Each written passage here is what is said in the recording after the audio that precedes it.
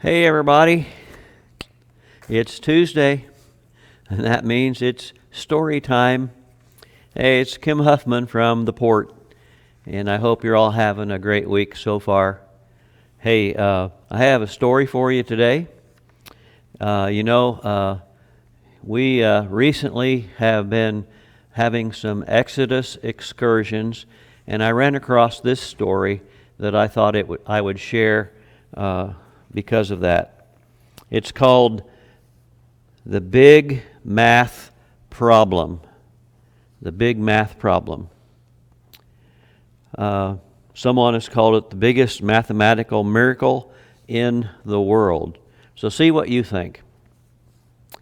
Moses and the people were in the desert, but what was he going to do with all of them?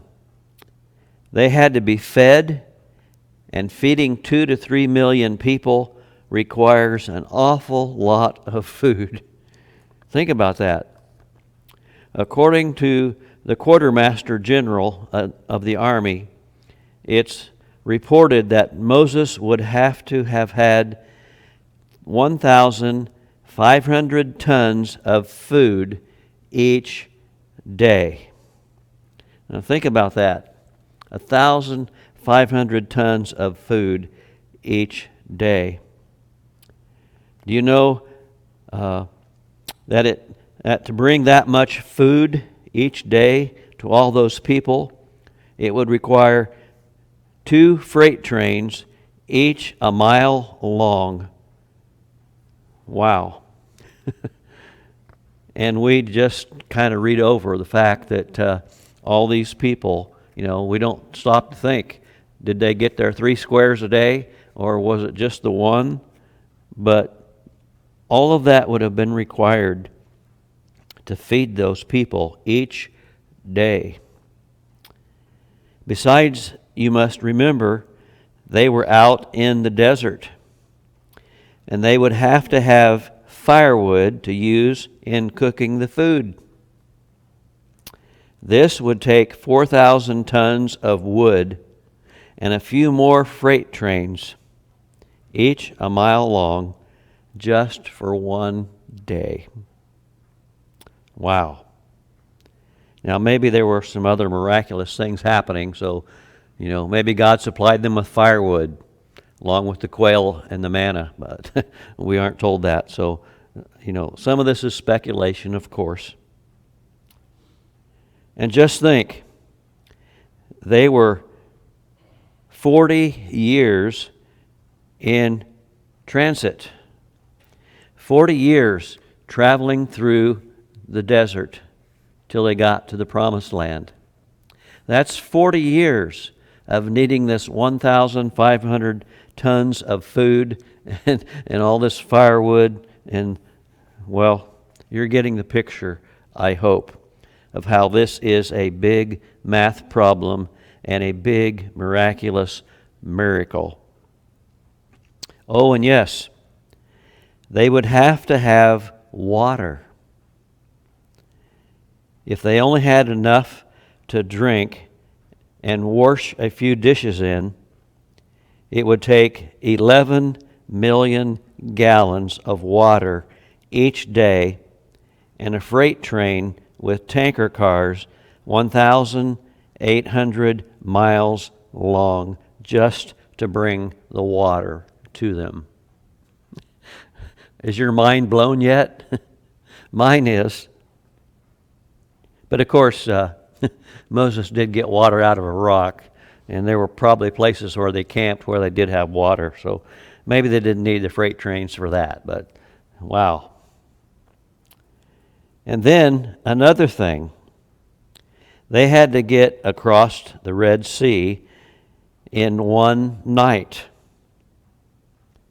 If they went on a narrow path, double file, the line would be 800 miles long and would require 35 days and nights to get through.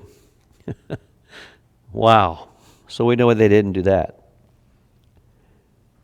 So there had to be a space in the Red Sea at least 3 miles wide so that they could walk 5,000 abreast to get over in one night. Now, we don't quite get that picture from Charlton Heston parting the Red Sea, do we, in the movie? But think about it. For those 2 to 3 million people and all their livestock to get through in one night, it couldn't be just a narrow passage. It had to be at least 3 miles wide. Do we have a great God or what?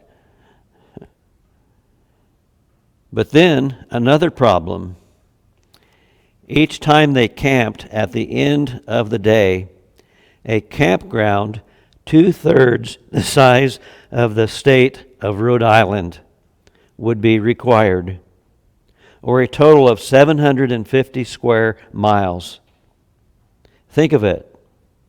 This space just for nightly camping. And where are their animals going to feed? How are they going to survive? Do you think Moses figured all of this out before he left? Well, I doubt it. He had probably never even considered all this before he left Egypt. I think not. You see, Moses believed in God. Moses trusted God. God took care of the rest.